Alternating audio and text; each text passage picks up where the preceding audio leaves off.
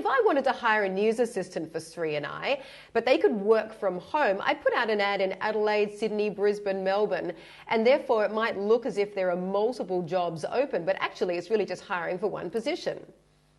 That's absolutely correct. I think you really nailed it. I would layer on top of those things that you brought up the number of companies during the second quarter earnings reporting season, including today with the Spotify, that are talking about how much they are going to lay off and what percentage of their workforce they're going to lay off. So we've heard a lot of layoff announcements that haven't really shown up in the weekly jobless claims numbers just yet, and those are slowly rising. And I think the job openings can be phantom numbers sometimes, right? Those available jobs, to your point, and the way they're calculated may not ever come to fruition. So we're still in a tight labor market for sure, and that's something that the Fed would like to see loosen up a bit to tamp down on wage price pressure, to Sri's point.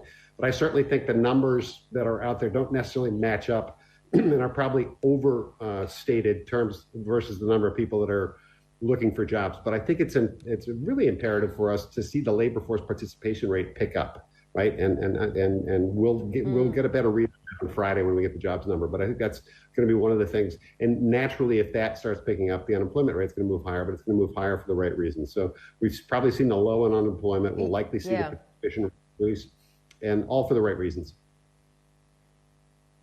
And you referred earlier to the good news, let's flip that around. Bad news on the economy can sometimes mean good news for the markets if they believe that it will slow down the pace of Fed hikes.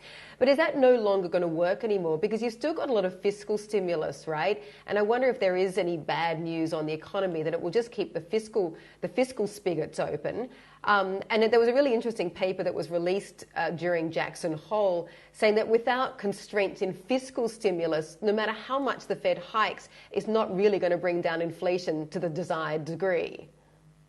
Yeah, it's a great point, Mandy. And the way we think about that is the duration, right? So fiscal policy tends to have a longer duration to it, whether it's the infrastructure bill that was just passed, and talking about things that are layered out, over the better part of 10 years, right? So the immediate impact isn't always felt. It's felt psychologically, but it's not. It's felt over a course of number of years. I think what's really important when we contemplate the good news being good news is if the Fed is going to be able to orchestrate what's referred to as a soft landing, you want to see a gradual release of some of the economic data. You don't want to see things crashing. So we don't want to see a number on Friday that's in the 100 or 200s. We'd like to see something that's in the 300 or 400s and thousands of jobs being created that month. That'll be down from 468,000 last month and down from 490,000 the month before. You want to see the slow and steady decrease of economic activity. You don't want to see all of a sudden everything rolling over.